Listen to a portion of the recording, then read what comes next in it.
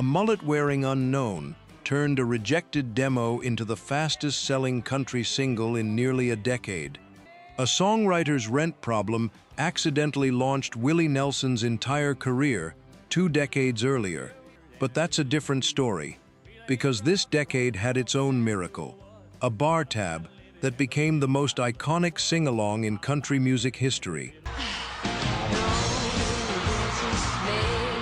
The 1990s took country music out of the honky-tonk and put it in arenas, on MTV, and on the Billboard Hot 100 right alongside Nirvana and Mariah Carey. And these 10 songs are the reason it happens. Number 10. Achy, Breaky Heart, Billy Ray Cyrus, 1992. Songwriter Don Von Tress had already watched this song fail once. Released a year earlier by the Marcy Brothers under the title Don't Tell My Heart, and even the Oak Ridge Boys had passed on it entirely before an unknown singer from Flatwoods, Kentucky, heard it and stood straight up.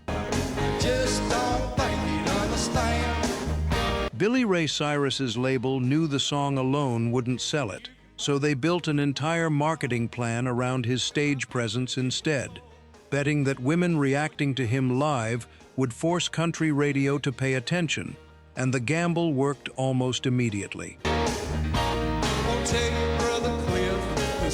Achy, Breaky Heart spent 5 weeks at number 1 on the country charts, crossed to number 4 on the Hot 100, and became the first country song to go platinum in nearly a decade, not since Kenny Rogers and Dolly Parton's Islands in the Stream.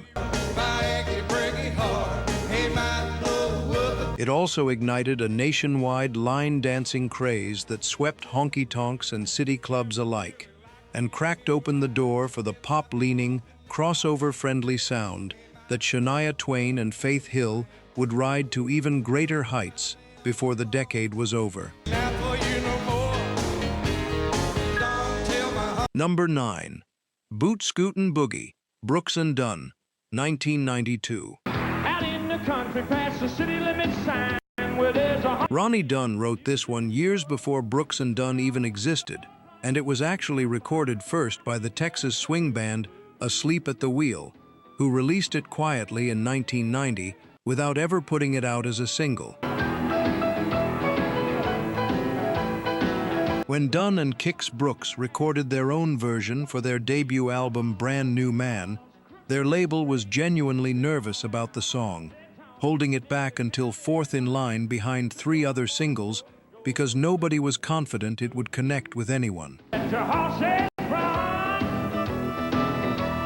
Then a Vancouver choreographer named Bill Bader spotted the title on the Asleep at the Wheel album and built an entire line dance around it before Brooks and Dunn's version had even become a hit, meaning the dance existed before the song that made it famous did.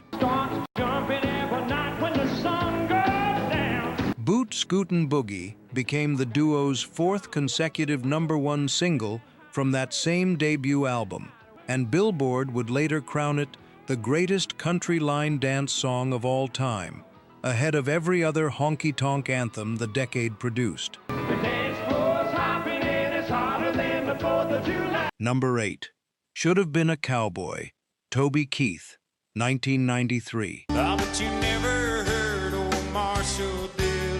Toby Keith spent years working Oklahoma oil fields and playing semi-pro football before a friend, a flight attendant, slipped his demo tape to Mercury Records executive Harold Shedd, who flew out within days just to watch him play live.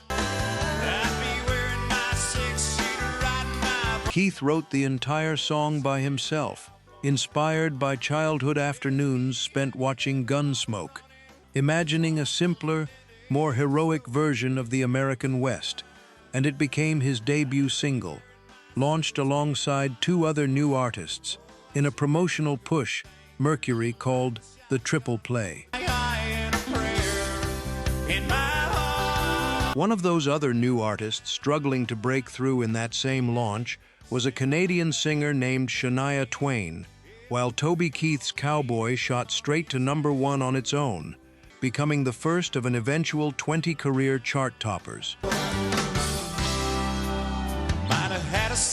Decades later, industry tracking would confirm it as the single most played country song on American radio for the entire decade, racking up more than 3 million spins, a record no other song on this list can claim. Number 7. Chattahoochee, Alan Jackson, 1993.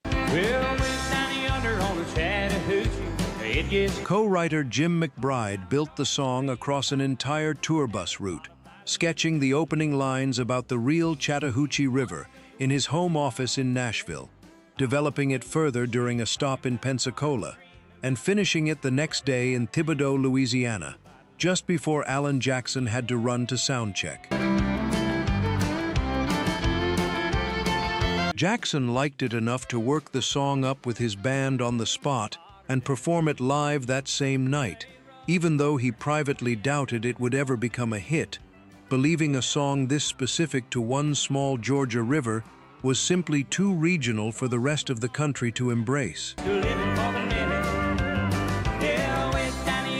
Released as only the third single from his album A Lot About Livin', Chattahoochee spent 4 weeks at #1, became Billboard's top country song of the entire year, and swept the CMA Awards for Single, Song, and Music Video of the Year. Jackson later said he came to understand that the song's power was never really about the river itself. It was about the fact that everybody, everywhere, has their own version of a Chattahoochee from growing up, whether they'd ever set foot in Georgia or not.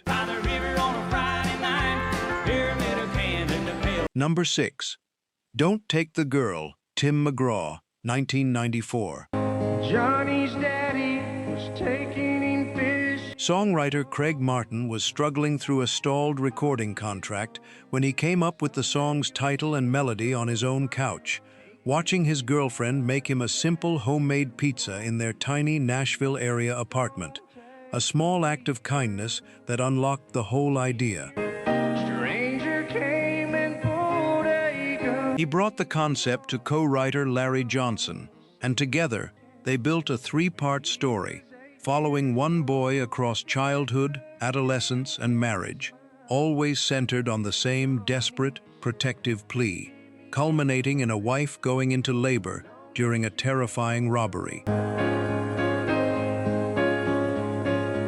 The song became Tim McGraw's first ever #1 hit, spending 2 weeks at the top of the country charts and crossing into the pop top 20, proof that the young singer behind the more controversial Indian Outlaw could also deliver pure, sentimental storytelling. Both Craig Martin and Larry Johnson passed away in 2020, just weeks apart from one another. But the tender, small apartment moment that sparked their song had already become one of the most requested tearjerkers in all of country music. Son, I know you don't want her to... We're just past the halfway point, and the next 4 songs somehow raised the stakes even higher, including a rejected childhood favorite finally getting its due, and a heartbreak song written for one country legend that ended up defining an entirely different one. If any of these songs bring back a memory, drop it in the comments below. And if you want more real, deeply researched country music history like this every single week, go ahead and subscribe to the Country Trails right now. Number 5. Fancy, Reba McEntire, 1991. Reba McEntire had wanted to record this rags to riches story song for years, ever since she first heard Bobby Gentry's original 1969 version. But her longtime producer Jimmy Bowen repeatedly refused, uneasy with its frank subject matter about a mother pushing her daughter toward prostitution just to survive. It wasn't until producer Tony Brown took over and asked McEntire directly what older song she'd most want to remake that she finally got her chance, and he turned out to share her enthusiasm for it completely. greenlighting the cover almost on the spot. McEntire's version climbed to number 8 on the country charts, actually surpassing the chart peak of Gentry's original recording, and it became the signature song of her entire career, one she has continued performing live for more than 3 decades since. The song's music video, meant to depict wintry southern Louisiana, was actually filmed on a freezing, rainy January day just outside Franklin, Tennessee, proof that sometimes the most convincing swamp is really just a cold field a few hours from Nashville. Number 4. Man, I Feel Like a Woman, Shania Twain, 1997. By the time this song arrived, Shania Twain had already survived a rough launch just a few years earlier as one of the new artists introduced alongside Toby Keith, struggling at first while he shot straight to number 1. Everything changed with Come On Over, the album Twain co-wrote and produced with her then-husband, Robert John Mutt Lange, blending Nashville storytelling with the polish and production values of arena rock, a combination almost nobody in country music had attempted at that scale before. Man, I Feel Like a Woman became one of the clearest statements of that new sound, an unapologetically confident, genre-blurring anthem, and its music video, filled with dancing male models in a nod to Robert Palmer's Addicted to Love, made the song as much a visual moment as a musical one. Come On Over went on to become the best-selling studio album by a woman in music history and the best-selling country album of all time, and this song became its most enduring symbol, closing out arena tours and a Super Bowl halftime show for years afterward. Number 3. Go Rest High on That Mountain, Vince Gill, 1995. I know you're lying. Vince Gill began writing this song in 1989, immediately after the sudden death of fellow singer Keith Whitley, but he felt too uncertain about his own connection to Whitley to finish it, and the unfinished song sat untouched on a shelf for years. Everything changed in 1993 when Gill's own older brother Bob, who had lived for 25 years with the after effects of a severe car accident in his youth, died of a heart attack, and Gill returned to the song purely to process his own grief, later saying he had no expectation that anyone else would ever want to hear it. He simply needed to sit with a guitar and grieve. Recorded with harmony vocals from Patty Loveless and Ricky Skaggs, the finished song quietly honors both men at once, even referencing Whitley's own biggest hit in its opening verse, and it went on to win the 1995 Grammy Award for Best Country Song. In the decades since, Go Rest High on That Mountain has become the unofficial standard for country funerals and military memorials across the country, a song born from private grief that Gill has now performed publicly at more memorial services than any other artist of his generation. Number 2. Check Yes or No, George Strait, 1990. Number 1. Friends in Low Places, Garth Brooks, 1990. Blame it all on my roots. I showed up in booze. In 1989, songwriters Dwayne Blackwell and Earl Bud Lee ran up a bar tab they couldn't afford at a Nashville restaurant, and when Lee had to admit he was short on cash, he told his friends not to worry, because he had friends in low places, meaning the cook. Everything's all right. The two men wrote the song specifically with George Strait in mind, but Strait's team passed on it, and it eventually landed instead with a relatively unknown singer named Garth Brooks, who was so taken with it that he made it the lead single from his second album, No Fences. Brooks recorded the song with his own band and friends crowding into the studio to sing along on the rowdy final chorus. And if you listen closely, you can still hear the actual crack of a beer can being opened, captured live in the mix. Friends in Low Places spent 4 weeks at #1, won Single of the Year at both the CMA and ACM Awards, and became the single most recognizable sing-along in country music history. The song that, more than any other, announced that country music had officially taken over the entire decade. He said, honey, we may be through, but you'll never... That's the countdown.